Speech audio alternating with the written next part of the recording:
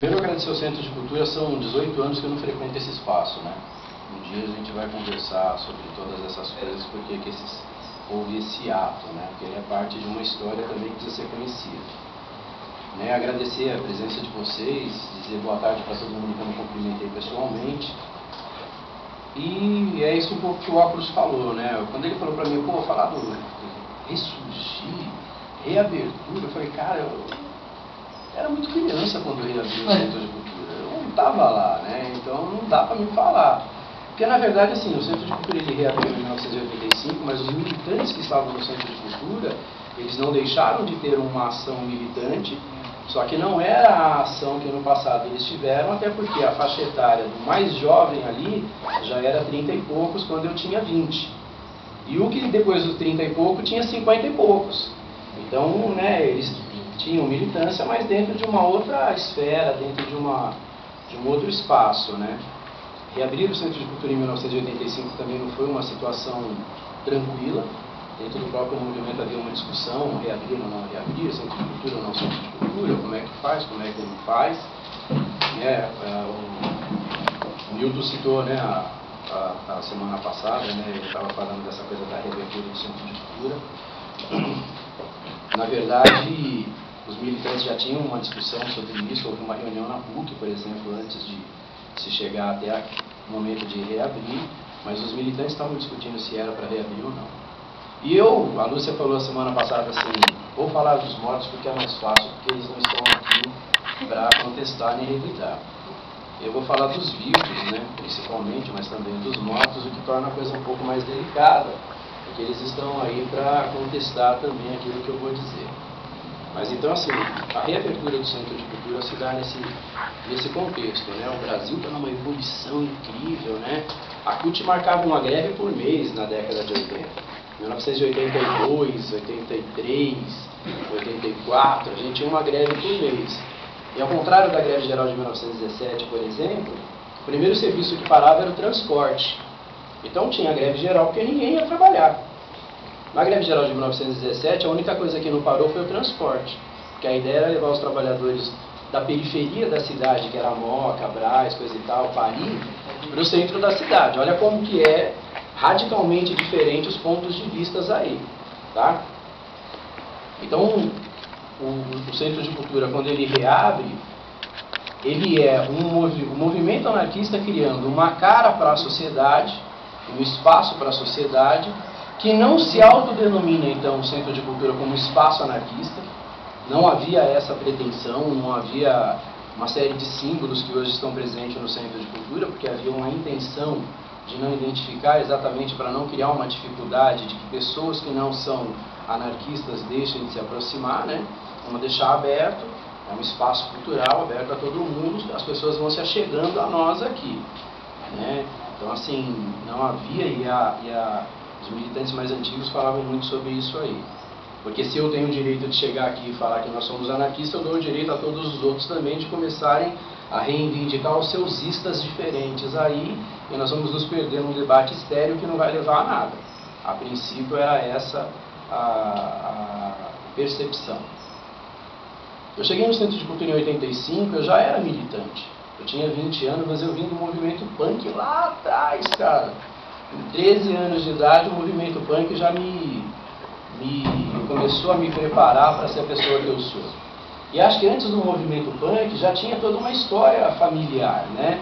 Ninguém é o que é porque simplesmente chegou aqui e disse que é. Se alguém é católico é por conta de uma história, se é espírita ou evangélico ou anarquista, ou seja lá o que for, é por conta de uma história. Então, assim, quando eu cheguei no movimento anarquista organizado, em 1985, quando o Centro de Cultura foi reaberto, eu já vinha do movimento punk, já fazia uma série de coisas, e vinha do movimento sindical. Eu primeiro fui sapateiro e depois eu fui metalúrgico.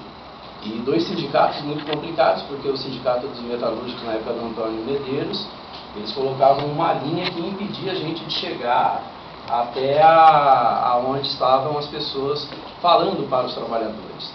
E a gente formava um grupo de punk e meio que ia no braço mesmo, forçando para poder chegar ali, e não era nem para nós falarmos. Era para os caras da oposição poder chegar lá e levantar a mãozinha e falar, eu quero falar. mas éramos nós que fisicamente garantíamos isso, meio que na porrada dos caras ali, né? E era tenso. Então, quando eu cheguei em 85, eu vim no sábado porque a gente estava repondo o final de ano. Estávamos compensando o final de ano. E eu vim para cá, para o Centro de Cultura. Aqui não, né? Na Rubino de Oliveira. Mas o Gurgel, por exemplo, que era um outro punk que já frequentava meio anarquista, porque o irmão dele estava nos Excomungados. Os caras dos Excomungados, eles eram alunos da História na USP. Não só, né, mas principalmente da História. Ele tinha uns contatos, e aí escrevendo para o Gurgel por conta do Tozinho, ele, vai surgir um espaço, vai lá, vai ser legal, pá. Então lá em 84 a gente já sabia disso. O CDPA da Bahia, o Centro de Documentação e Pesquisa Anarquista, que era o jornal Inimigo do Rei, já a gente, né, pegava o jornal Inimigo do Rei e escrevia para os caras, né? Não, vai ter espaço em São Paulo. E quando eu cheguei no Centro de Cultura, porra, eu de cara, hoje eu sei quem é, na época era só dois malucos falando, né? Aziz Simão e Maurício Tradenberg, que para quem fez história, sociologia, pá, eram os caras mais fodidos que tinha na época, né? Maurício Tradenberg, cabeludão, Aziz Simão sem um olho, e eu molequinho, né, mano, 20 anos, chegando ali, pá, não entendi porra nenhuma que aqueles caras estavam falando, porque o universo de relações era radicalmente diferente. Por mais que eu tivesse lido e soubesse, eu tinha lido e sabia sobre outras coisas que não tanto o anarquismo. Mas algumas coisas me chamaram a atenção, né? A forma que eles nos recebiam, né? Ninguém chegou ali tratando você de maneira diferente porque você é o cara que está chegando.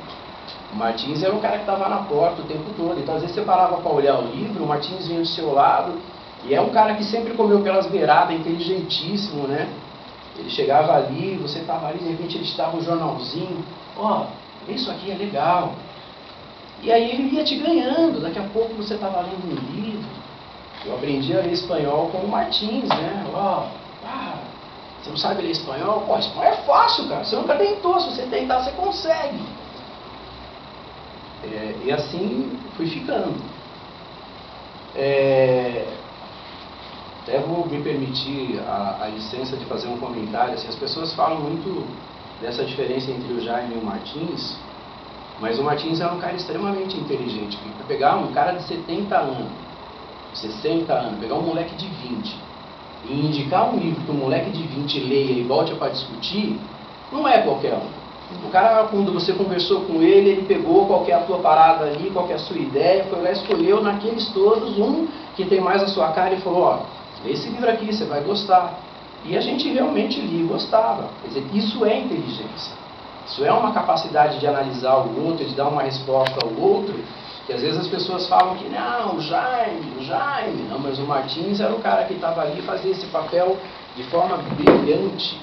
Não tinha nada a dever a nenhum dos intelectuais que é no Centro de Cultura. Ele tinha uma maneira mais dura de ser, talvez pela própria formação dele e o jeito dele ser enquanto ser humano. Mas um cara que sempre recebeu e soube nos orientar muito bem.